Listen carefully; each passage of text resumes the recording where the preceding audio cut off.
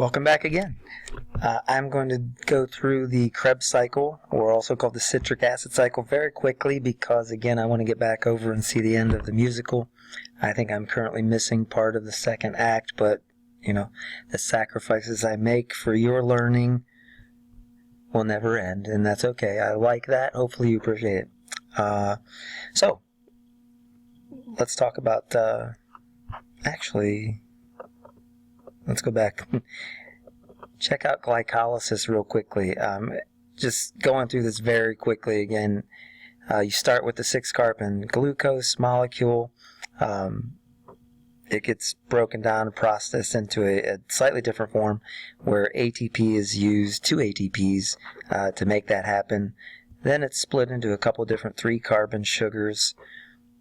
And in that process, the NAD is reduced, making that NADH, and then also a couple ATPs are produced in both of those 3-carbon sugars getting processed. So overall you have a couple NADH molecules and 4 ATPs, but again it required 2 ATPs up here, so overall glycolysis only produces 2 ATPs, and then you have some of that NADH, which will go on to participate in the rest of the process, the Kreb cycle.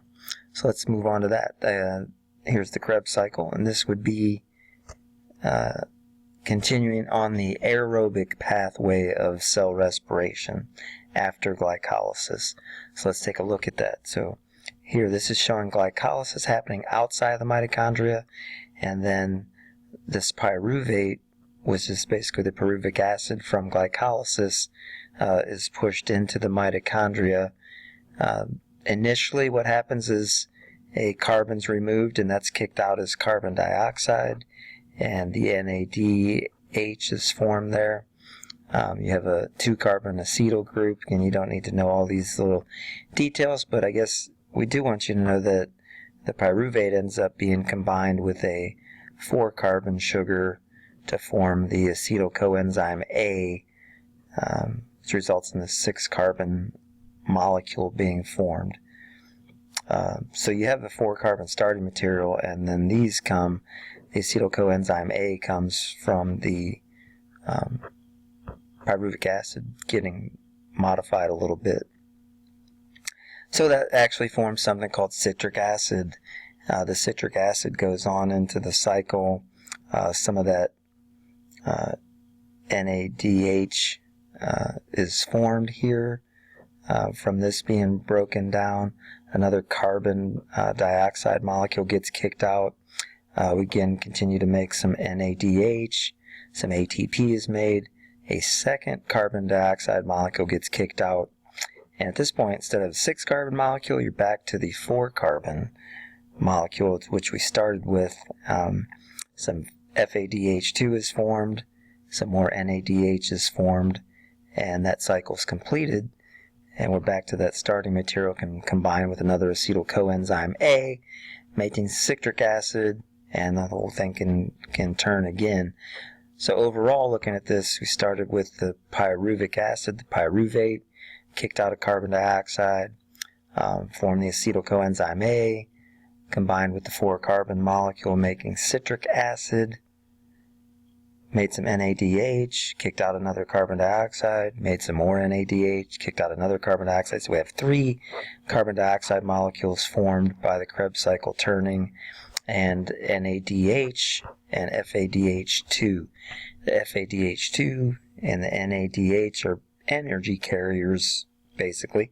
They're going to go on to the electron transport chain, and also some of the ATP. So carbon dioxide is released during this part of the process, and these energy carriers are going to go on to the electron transport chain. Beautiful picture here, and I will run through this really quickly. Let's see, let's pick up here. This would be the outer compartment outside that membrane. Here's the inner compartment of that. And what you see happening here is the NADH, the ATP, and the FADH2 are going to provide hydrogens that are going to be pumped outside across the membrane. So you're going to have a buildup of a bunch of hydrogen ions, and those happen through electron transport chain processes in this membrane.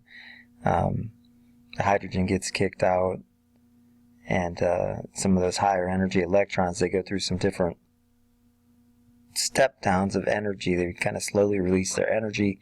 That energy is used to push the hydrogens across the membrane. So you get this sort of buildup of hydrogen out here, and the hydrogen wants to get back inside because there's more of it out here than what there is inside. I want to point out one other thing here real quickly.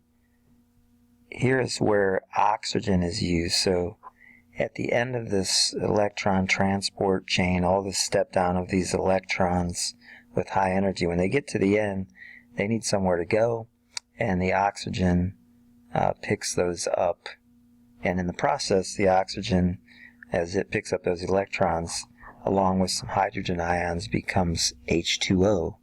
So here's where we use our oxygen to receive these electrons at the end of the transport chain, and that's where we end up producing water from that oxygen. So we breathe out the water as a result of this.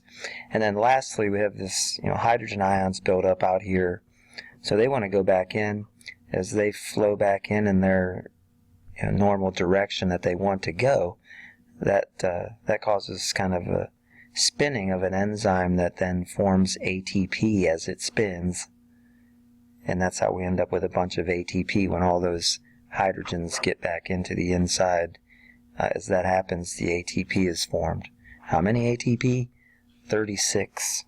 36 ATP get formed here. Oxygen gets used. Water gets produced. We breathe out the water. And now we have all this ATP, which we can then use to wrap up this video and use that ATP energy to walk back over to the end of the musical and check that out. So hopefully this helped a little bit. If it did, let me know. Maybe we'll do some more of these in the future. Bye.